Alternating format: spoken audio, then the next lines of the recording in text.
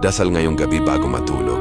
Amang Diyos, bago ko ipikit ang aking mga mata ngayong gabi, lumalapit po ako sa iyo ng may mapagpakumbabang puso. Maraming salamat po dahil natapos ko ang panibagong araw. Hindi man naging perpekto ang lahat, ligtas mo pa rin akong inakay hanggang sa gabing ito. Salamat sa buhay, sa hininga, sa pagkain sa aming hapag, at sa lakas na ibinigay mo upang harapin ang lahat ng nangyari ngayong araw. Lord, alam mong hindi naging madali ang araw na ito. May mga pagkakataong napagod ako, pero kailangan kong magpatuloy dahil may pamilya akong iniisip. May mga pagkakataong gusto ko nang sumuko, pero pinili kong lumaban dahil alam kong may mga taong umaasa sa akin. Kung minsan, napapangiti ako sa harap ng iba, pero ikaw lang ang nakakaalam kung gaano kabigat ang puso ko kapag ako na lang ang mag-isa.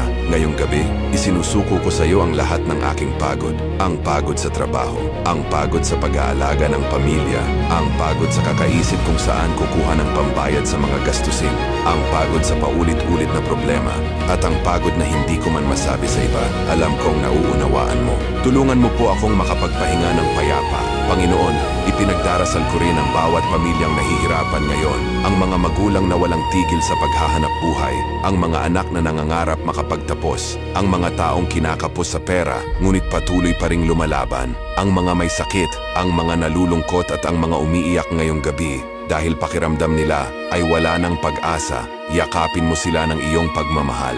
Lord, kung may mga pintuan na matagal ko nang hinihintay na mabuksan, ikaw na po ang kumilos.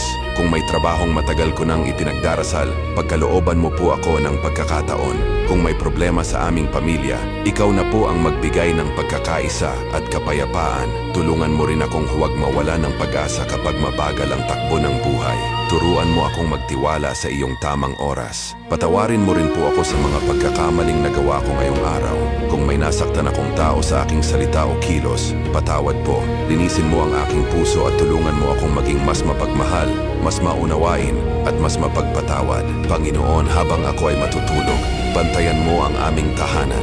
Ilayo mo kami sa anumang kapahamakan, aksidente, sunog, pagnanakaw, sakuna, at anumang masamang balak ng kaaway. Ingatan mo ang bawat miyembro ng aming pamilya, saan man sila naroroon ngayong gabi.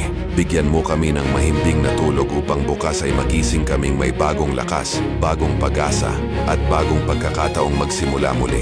Maraming salamat Lord dahil kahit hindi ko pa nakikita ang kasagutan sa lahat ng aking panalangin, naniniwala akong kumikilos ka na. Hindi mo ako pinababayaan noon kaya alam kong hindi mo rin ako pababayaan bukas. Sa iyo ko ipinagkakatiwala ang aking buhay, ang aking pamilya, ang aking trabaho, ang aking mga pangarap, at ang aking kinabukasan.